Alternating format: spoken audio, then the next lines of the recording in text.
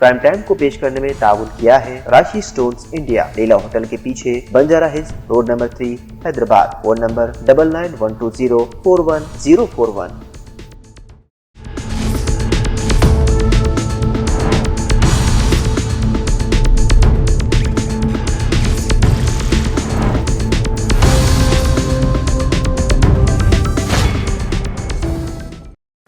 अस्सलाम वालेकुम नाज़रीन, सियासत टीवी के प्राइम टाइम में आपका खैर मक़दम है। मैं हूं मोहम्मद शौकत और सबसे पहले नज़र डालते हैं सुर्खियों पर।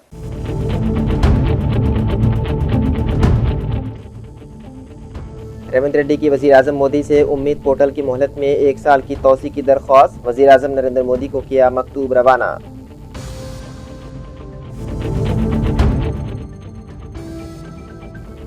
रियासती काबीना की 15 नवंबर को होगी मीटिंग, अहम फैसले मुतवक्के। 20 तहफ़्फ़ुज़ात कांग्रेस की हुकूमत के 2 साल मुकम्मल होने की तकरीबात एजेंडे में शामिल। जुबली हिल्स पर कांग्रेस का झंडा लहराएगा, नवीन यादव की जीत यकीनी।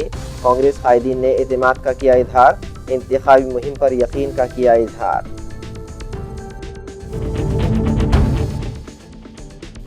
पार्टी इन्हिराफ मामला, स्पीकर असम्बली ने समाअत कर दी मुअख्खर।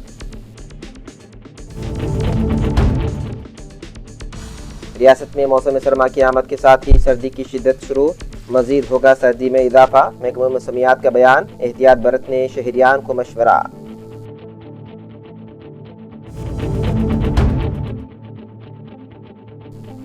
लंगर हाउस कब्रिस्तान में इंसानियत सोज वाक़या, तदफीन के बाद मैयत को कब्र से निकाल दिया गया।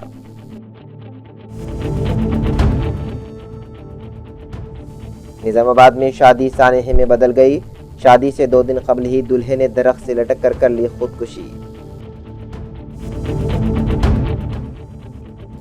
दहली धमाका केस में अब तक 15 गिरफ्तार, 3 हिरासत में। 56 डॉक्टरों से की गई पूछताछ, चेकिंग का सिलसिला जारी।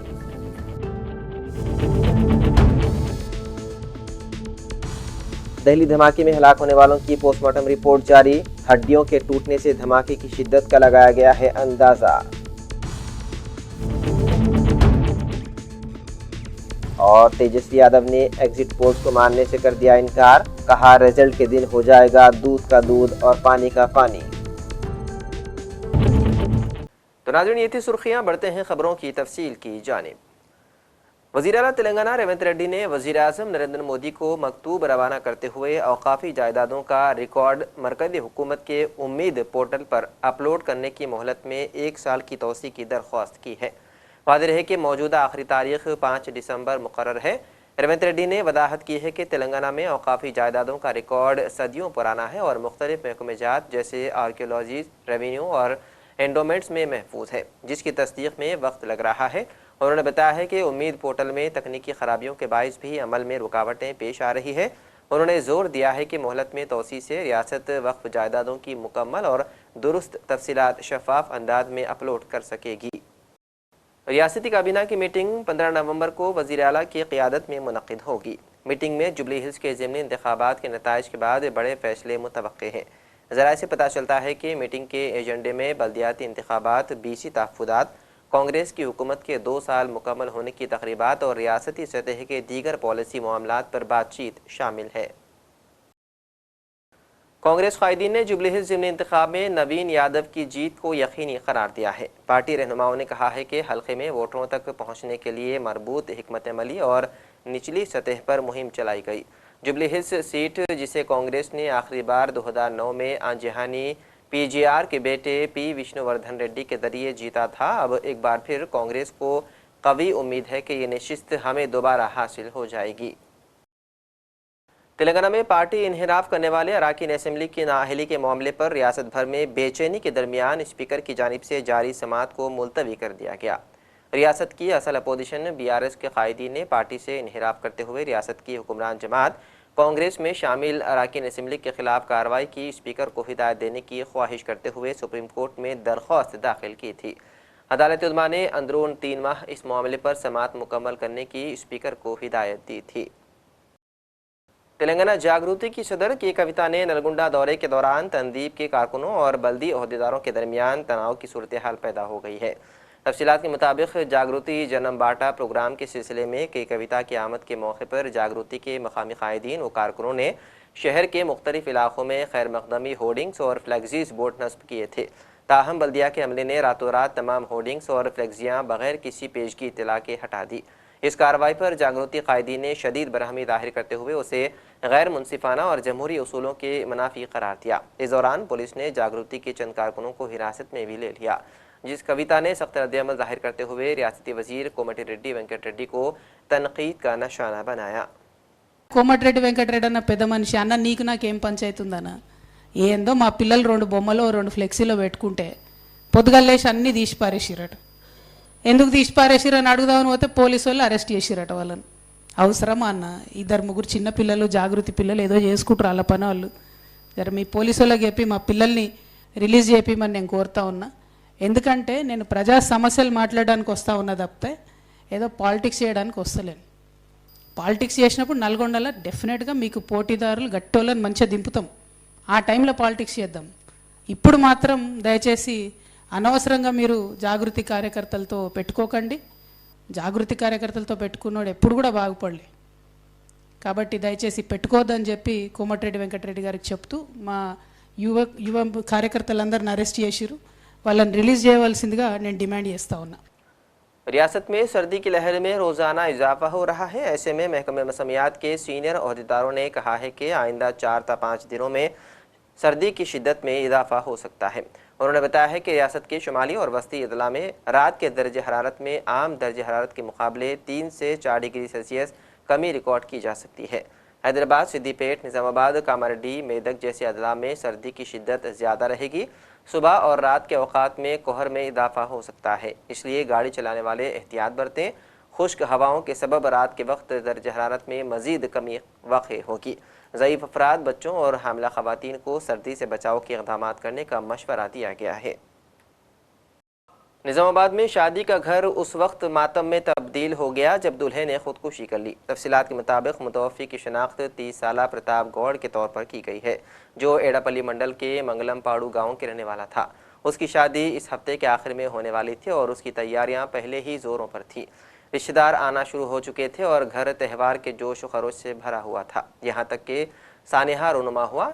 इत्तलात के मुताबिक ख़ानदानी झगड़े की वजह से घर में शदीद कशीदगी का माहौल था। जज्बाती परेशानी को बर्दाश्त ना करते हुए दूल्हा प्रताप मुबैना तौर पर घर से निकला और फिर मदाफाती मकाम में एक दरख्त से लटक कर अपनी ज़िंदगी का खात्मा कर लिया। पुलिस ने तमाम तफसीलात हासिल करने के बाद खुदकुशी का मुकदमा दर्ज करके नाश को एरिया अस्पताल बगरद पोस्टमार्टम मुंतकिल कर दिया।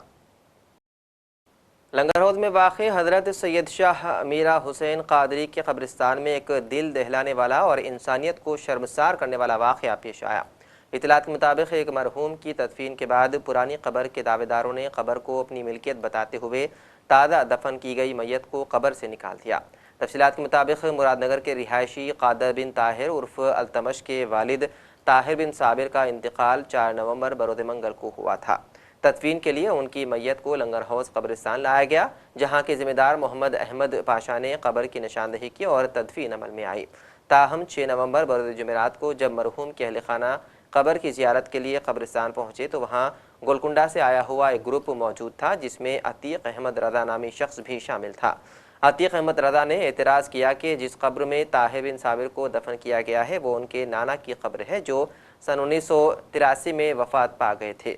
ग्रुप ने मरहूम ताहिर बिन साबिर की मैयत को कब्र से निकालने के लिए दबाव डाला। मामला पुलिस स्टेशन तक पहुंचा। ताहम बाददा मुबैना तौर पर बाअसर अफराद के दबाव और एक तहरीरी मुआहदे के तहत मरहूम की मैयत को कब्र से निकाल कर दूसरी जगह मुंतकिल कर दिया गया। ठीक है, ये लंगर हाउस इंस्पेक्टर बात कर रहा हूँ मैं। यहाँ 4 तारीख एक स्मशान घाट में एक कादर ताहिर बिन का बाबा को दफन करे थे। दफन करने के बाद उससे पहला दूसरा एक इनका वो अब मोहम्मद रफ़ीक हमेद राजा का बाबा उसका अंदर थे बोल के वो लोग लड़ ले रहे थे। हमारा पुलिस वाला गए, वो दफने के बाद नहीं निकालना बोल के 2 दिन पिकेट भी डाले।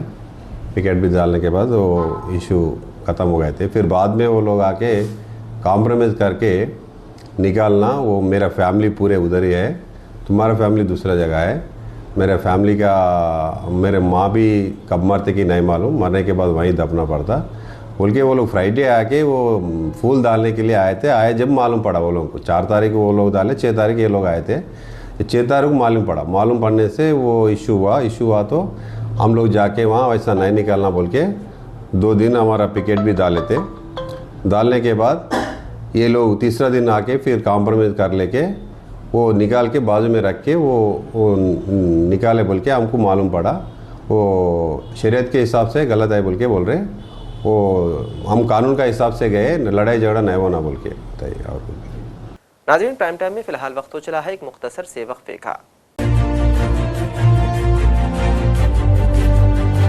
अपनी परेशानियों को दूर करें। खुदा ने परेशानियों को दूर करने का अहम रास्ता जवाहरात यानी के पत्थरों की ताकत में रखा है। बिजनेस के मसले, जॉब नहीं मिल रहा है, दौलत नहीं आ रही है, बीमारियां पीछा नहीं छोड़ रही है, बच्चों के मसले, मियाँ बीवी के मसले, एक परेशानी जाती नहीं कि दूसरी आ जाती है। डॉक्टर निसार के 25 साल तजुर्बे और पत्थरों के महारत के जरिए परेशानियों का हल पाएं। राशि स्टोन्स इंडिया पर आएं और अपने प्रॉब्लम्स को दूर करवाएं और अपनी जिंदगी को असली जवाहरात की ताकत से बदलें। एक कॉल 9912041041 पर करें और कामयाबी हासिल करें। हमारा पता है Rashi stones India, the Leela hotel के पीछे, road number 3, Banjara hills, Hyderabad.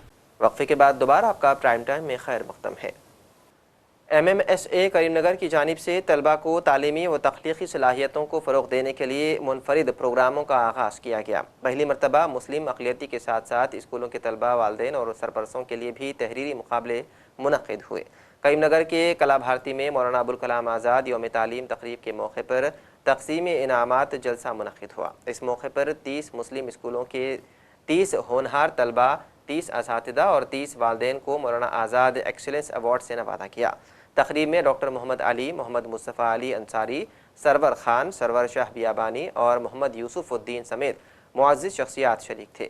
हाफिज़ मोहम्मद साकिब ने तिलावत की, जबकि मोहम्मद उवैस और मोहम्मद सफदर अली ने निज़ामत अंजाम दी। तक़रीब में मौजूद थे 400 से ज़्यादा शुरका इस तक़रीब में भी मौजूद थे। मौलाना आज़ाद वो वाहिद मुसलमान कायद थे पूरी कांग्रेस के अंदर, जो एक वक्त मौलाना आज़ाद कांग्रेस के सदर भी बन चुके थे। मेरे अजीजों, आज हमें ऐसे हमारे रहनुमाओं को इनकी हमें बायोग्राफी पढ़ना चाहिए। आज हम बायोग्राफी पढ़ते हैं, हमारे बच्चे किसी वक्त में अगर उन्हें कहा जाता है कि किसी टॉपिक पे, अगर हम आज़ादी के टॉपिक पे अगर उन्हें स्पीच लिखना जाए, वही 3-4 नाम वो लिखकर जो है अपनी स्पीच, अपनी टॉपिक को ख़त्म करते हैं। ये जो अजीम शख्सियत का नाम हम हमेशा भूल जाते हैं। हुकूमत भी इस वक्त जो है नेशनल एजुकेशन डे के बजाय इसको अलग नाम दे चुकी है, जिसे कहते हैं कि minority welfare day. Minority welfare day तो बाद में आता है, पहले तो नेशनल एजुकेशन डे है। मौलाना आज़ाद मुसलमानों के एजुकेशन मिनिस्टर नहीं थे, मौलाना आज़ाद हिंदुस्तान के एजुकेशन मिनिस्टर थे, जिस हिंदुस्तान के अंदर तमाम तबका, तमाम कौम के लोग आते हैं। ये वो अजीम रहनुमा थे जिनकी रहनुमाई से आज हिंदुस्तान आगे बढ़ा। आज और हम अहद करते हैं इंशाअल्लाह कि हम घर जाकर इनकी जो है सीरत को पढ़ेंगे। हम कैसे जो है ना ये एक छोटे, कैसे जो है ना अपने बचपन से लेकर आगे तक जो अपना सफर को तय कर चुके थे, इनकी सीरत को हम पढ़ेंगे। इनकी सीरत को हम पढ़ के इनके नक्शे कदम पर हम चलने की कोशिश करेंगे, ताकि हमें भी अपना आने वाला मुस्तकबिल नजर आएगा। मेरे अजीजों, आपने गौर किया होगा, बहुत से यहाँ पे अवार्डीज बैठे हुए हैं, यहाँ बहुत से अवार्डीज बैठे हुए हैं। हर स्कूल में हमने एस्से राइटिंग कंपटीशन कंडक्ट किए हैं, जिसमें हमने जो बेस्ट स्टूडेंट कैटेगरी में जो एस्से था उसको हम आज अवार्ड देंगे। बेस्ट टीचर के अंदर हम अवार्ड देंगे, और साथ ही साथ हमने न्यू इनिशिएटिव लिखा था, यहाँ हमने पेरेंट्स को भी जो हमने एस्से राइटिंग कंपटीशन में पार्टिसिपेट करवाया। और आप गौर करिए कि हमारे टॉपिक्स क्या थे। हमारे टॉपिक्स बहुत सिंपल थे। हमारे टॉपिक्स आज के मौजूदा हालात, आज के मौजूदा हिंदुस्तान की जिम्मेदारी पे हमारे टॉपिक्स थे। हमारी वो टॉपिक जो स्टूडेंट्स को हमने जो दिया था, वो टॉपिक थे education and moral values. Sajjad Ali Khan 9 नवंबर से लापता बताए जाते हैं। तफसीलात के मुताबिक बोराबंडा के साकिन हैंडीकैप सज्जाद अली खान 9 नवंबर इतवार से अचानक लापता हो गए। घर वालों ने पुलिस में शिकायत भी दर्ज करवाई है। घर वालों ने अपील की है कि अगर कोई साजिद अली नज़र आ जाए तो स्क्रीन पर आ रहे फ़ोन नंबरात पर इत्तला दी जाए। नाज़रीन, हम नज़र डालते हैं कुछ कौमी ख़बरों पर। दिल्ली में होने वाले धमाके के सिलसिले में जो मुबैना तौर पर जैश ए मोहम्मद के लिए काम करने वाले एक डॉक्टर दहशतगर्द मॉडल से मुंसलिक बताया जा रहा है। अब तक 15 अफराद को गिरफ्तार और 3 को हिरासत में लिया गया है। ये गिरफ्तारियां जम्मू कश्मीर पुलिस ने की है और अब तक कुल 56 डॉक्टरों से पूछताछ हो चुकी है। इस मॉड्यूल पर पीर की शाम 6:52 पर लाल किले में होने वाले धमाके का इल्ज़ाम है। इस दौरान NIA ने भी अपनी कार्रवाइयां जारी रखी हैं। इस सिलसिले में हिरासत में ली गई 40 साल खातून डॉक्टर शाहीन सईद के घर वालों से भी पूछताछ की गई है। डॉक्टर शाहीन को जम्मू कश्मीर पुलिस ने वादी से हिरासत में लिया था। क्या बातचीत हुई है दादा? हम आए घर की तलाशी में, बस और कुछ नहीं। घर की तलाशी में क्या क्या तलाशी? कुछ नहीं नीचे करो, कुछ नहीं मिला। साहिद जी, आपके कितने बच्चे हैं? सुनिए, कितने बच्चे हैं आपके? आपके मीडिया वालों को हम सब बता चुके हैं। अरे वो मीडिया गई, वो मीडिया गई, उससे हम नहीं बताएंगे। अभी क्या बात? हम बार नहीं बताएंगे, एक बार और बताइए। नहीं बताएंगे। आप कोर्ट से ऑर्डर ले आइए तो भी नहीं बताएंगे। क्या बात हुई? क्या बात हुई? अभी क्या बात हुई? हमें कुछ नहीं कहना है। अभी क्या बात हुई? हमें कुछ कहना ही नहीं है। अभी आई थी जो टीम, क्या बात थी? अरे अपनी सफाई में कुछ तो रखिए। हमारी सफाई हमारा दिल है, बस आप मेरे दिल की बात नहीं जानते हैं। कुछ तो बोलिए अपनी सफाई में। नहीं है, उधर करो, सूरज हम सब कुछ बता चुके हैं, हमसे बताना था। क्या खराब कर रहे हैं आप? हम तुम्हें एजेंसियां लगातार इन पर जांच। भाई आप लोग जो दिखा रहे हैं बस वही उतना ही मालूम है। अच्छा, जो शाहीन के पास गाड़ी में जो सामग्रियां मिली हैं उसको लेकर के एजेंसियां साफ तौर से कह रही है, जो जैसे मोहम्मद जो संगठन है उससे जुड़ी थी, जम्मू कश्मीर को लेकर के और दिल्ली में ब्लास्ट हुआ उसमें भी उनका सम्मिलित होना बताया गया है। अब सम्मिलित होना बताया गया है, वो क्या जान रहे हैं वो वही जाने भाई। अच्छा, आप लोग कब से उनसे अलग रह रहे हैं? क्या वजह रही कि सभी लोग अलग हो गए? वजह क्या रही कि वो ज्यादा पढ़ लिख गए थे तो वो चले गए यहाँ से। अब हम जो मतलब इस लेवल तक नहीं पहुँच पाए तो हम वहीं रह गए। अच्छा, और हम क्या कहेंगे भाई? शाहीन पहले अलग गई शादी के बाद या फिर परवेज का एक घर छोड़ करके चले गए अलग रहने के लिए? घर छोड़ के आ रहे हैं भाई। अब जब आदमी को यहाँ नहीं रह रहा, अब आपके माध्यम से चल रहा है मेरे को कि वहाँ पे भी इनका घर है।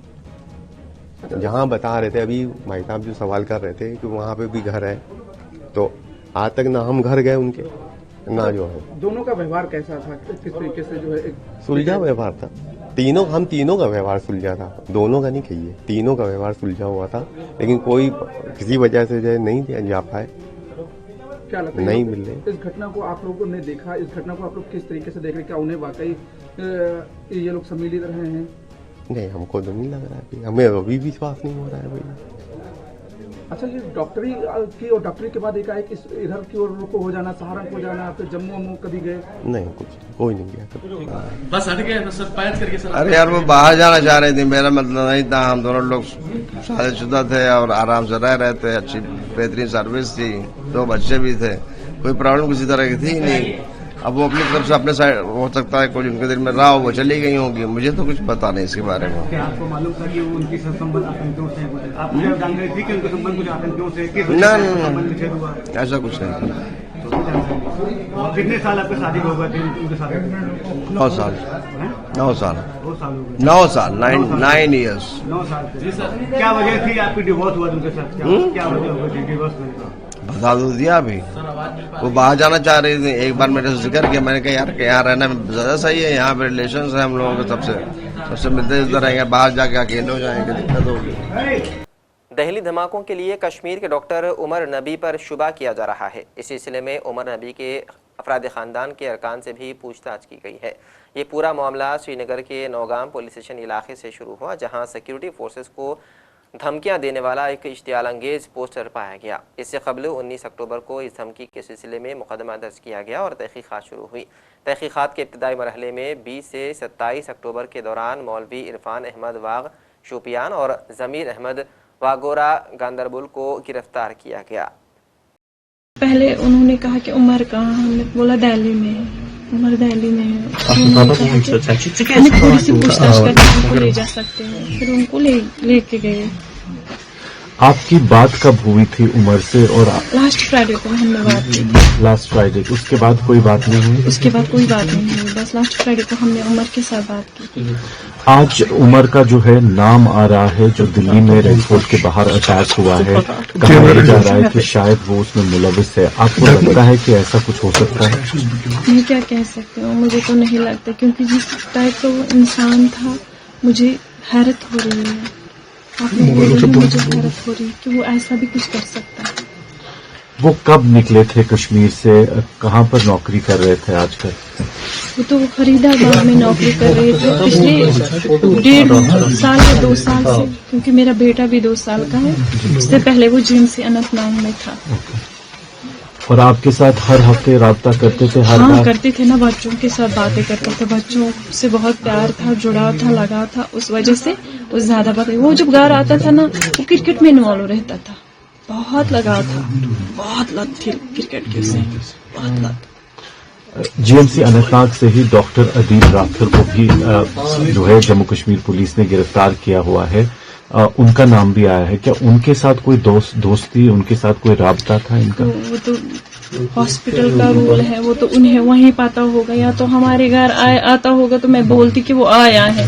वो जब आया ही नहीं, मुझे पता ही नहीं, मैं जानती भी नहीं, मैं उसको नहीं जानती अदील को, मैंने नाम सुना है आप लोगों से बस।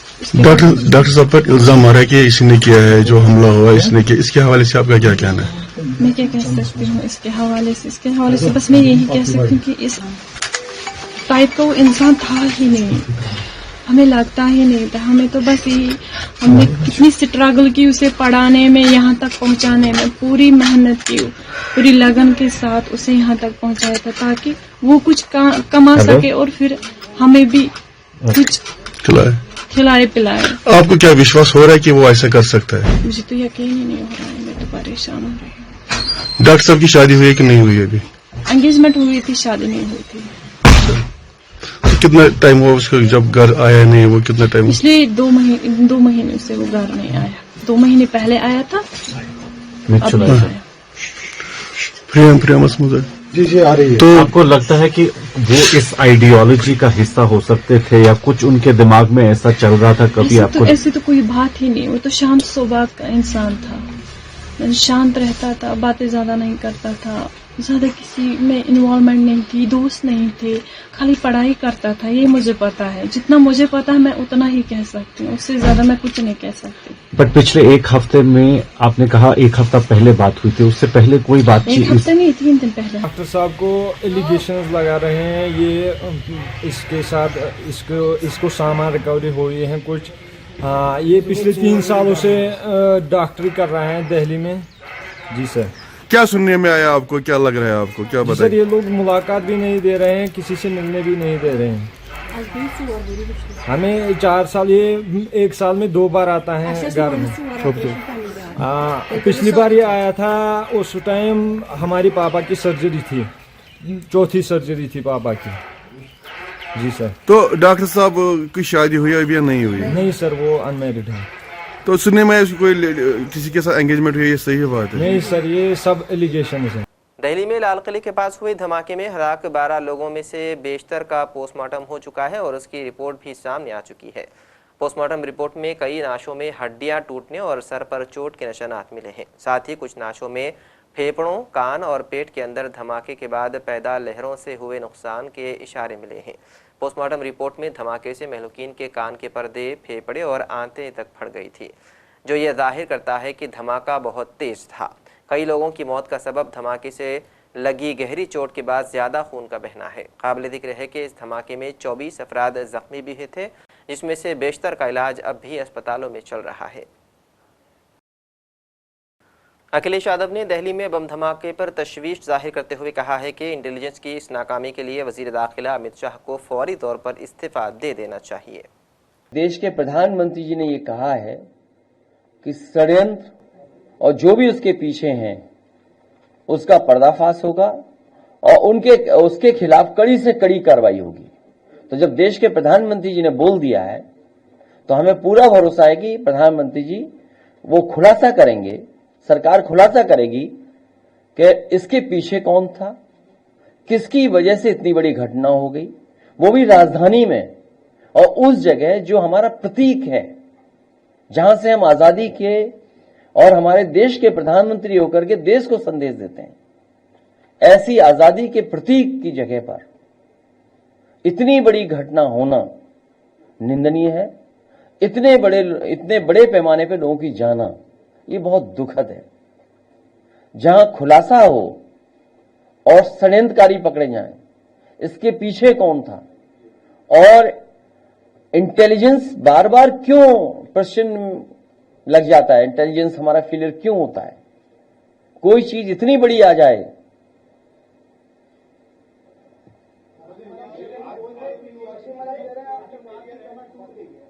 हाँ?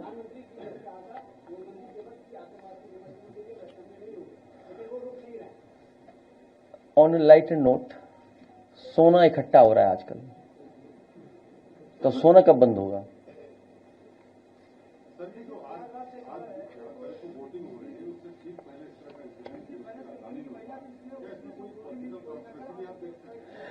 क्योंकि हमें आपको एक चुने हुए प्रधानमंत्री जी पे भरोसा करना पड़ेगा, जिन्होंने ये कहा कि जो भी षड्यंत्रकारी है उनका खुलासा होगा, जिन्होंने ये घटना की है उस पर कठोर कार्रवाई होगी। पूरा देश ये चाहता है कि आतंकवाद खत्म हो, इस तरह की घटनाएं भविष्य में ना हो, और जितनी भी एजेंसीज हैं जो काम कर रही हैं, हमें उन पे भी भरोसा करना पड़ेगा। वहीं हमें ये भी सोचना होगा कि आखिरकार फेलियर कहां है जो ऐसी घटनाएं हो रही हैं, किसकी वजह से घटनाएं हो रही हैं। जब लगातार सरकार एक ही चल रही है, एक ही पार्टी की सरकार चल रही है। बिहार एग्जिट पोल पर रद्द-ए-अमल जाहिर करते हुए तेजस्वी यादव ने कहा है कि बिहार में महागठबंधन हुकूमत बनाएगी। उन्होंने एग्जिट पोल्स को सिरे से मुस्तरद कर दिया। उन्होंने कहा कि वोटिंग की गिनती के बाद दूध का दूध और पानी का पानी हो जाएगा। बढ़ चढ़ करके बिहार की जनता ने जिस हिसाब से मतदान किया है, एक ऐतिहासिक जो मतदान किया है, रिकॉर्ड मतदान किया है, इसके लिए सभी हमारे बिहार के लोगों को धन्यवाद हम देना चाहते हैं। और चुनाव खत्म होने के बाद सभी लोगों से जो हम लोगों ने फीडबैक लिया, जो हम लोगों को सूचना मिली, बेहद पॉजिटिव सूचना हम लोगों को मिली है। और पहले इस तरह का फीडबैक नहीं आता था जो फीडबैक इस बार आया है। आप कह सकते हैं कि 95 का जो चुनाव का जो फीडबैक था, उससे भी बेहतर फीडबैक हम लोगों को इस बार जो है मिला है। सभी लोगों ने भारी मतदान करके इस सरकार के खिलाफ वोट किया है, और इस बार बदलाव जो है होने जा रहा है। कहीं इफ एंड बट की भी गुंजाइश नहीं रह गई है। हम सब लोग जो कार्यकर्ता जिन्होंने दिन रात पार्टी के लिए मेहनत की, उनको भी दिल से धन्यवाद देते हैं। हमने पहले भी कहा था कि 14 तारीख को रिजल्ट होगा और 18 तारीख को ओथ सेरेमनी होगा। ये निश्चित तौर पे होने जा रहा है। जो फीडबैक हम लोगों को मिल रहे हैं, भाजपा और एनडीए के पसीने छूट रहे हैं। लोग बेचैन हैं, बौखलाहट में हैं। जिस हिसाब से मतदान है, कल वोटिंग में लोग बड़े कतार में लोग खड़े थे, 6 बजे 7 बजे तक लोग खड़े थे। लोग खड़े रहे वोटिंग में, और एग्जिट पोल आता है, यानी मतदान अभी खत्म नहीं हुआ कि एग्जिट पोल आता है। देखिए, हम ना सर्वे में खुशफहमी में रहते हैं, ना गलत फहमी में रहते हैं। और आखिर में सुर्खियों पर एक और नजर।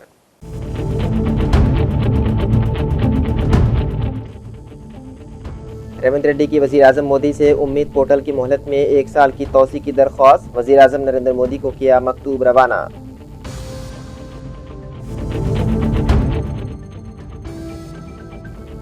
रियासती काबीना की 15 नवंबर को होगी मीटिंग, अहम फैसले मुतवक्के, 20 तहफ़्फ़ुज़ात, कांग्रेस की हुकूमत के 2 साल मुकम्मल होने की तकरीबात एजेंडे में शामिल। जुबली हिल्स पर कांग्रेस का झंडा लहराएगा, नवीन यादव की जीत यकीनी, कांग्रेस कायदीन ने एतमाद का किया इजहार, इंतखाबी मुहिम पर यकीन का किया इजहार।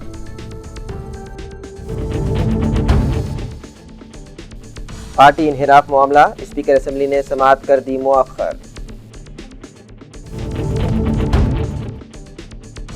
रियासत में मौसम सरमा की आमद के साथ ही सर्दी की शिद्दत शुरू, मजीद होगा सर्दी में इजाफा, महकमा मौसमियात का बयान, एहतियात बरतने शहरियान को मशवरा।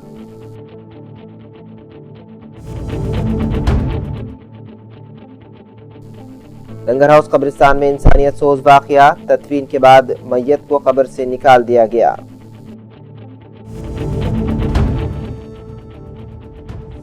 निजामाबाद में शादी सानहे में बदल गई, शादी से 2 दिन कबल ही दूल्हे ने दरख्त से लटक कर ली खुदकुशी। दहली धमाका केस में अब तक 15 गिरफ्तार, 3 हिरासत में, 56 डॉक्टरों से की गई पूछताछ, चेकिंग का सिलसिला जारी।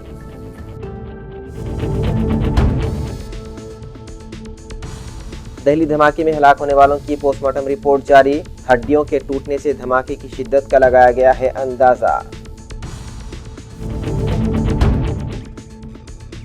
और तेजस्वी यादव ने एग्जिट पोल्स को मानने से कर दिया इनकार, कहा रिजल्ट के दिन हो जाएगा दूध का दूध और पानी का पानी। तो नाज़रीन, सियासत टीवी के प्राइम टाइम में फिलहाल इतना ही। मजीद अपडेट्स के लिए आप बने रहिए सियासत टीवी के साथ। फिलहाल मुझे दें इजाजत, खुदा हाफिज। प्राइम टाइम को पेश करने में ताउन किया है राशि स्टोन्स इंडिया, लीला होटल के पीछे, Banjara hills, road number 3, Hyderabad. Phone number 9912041041।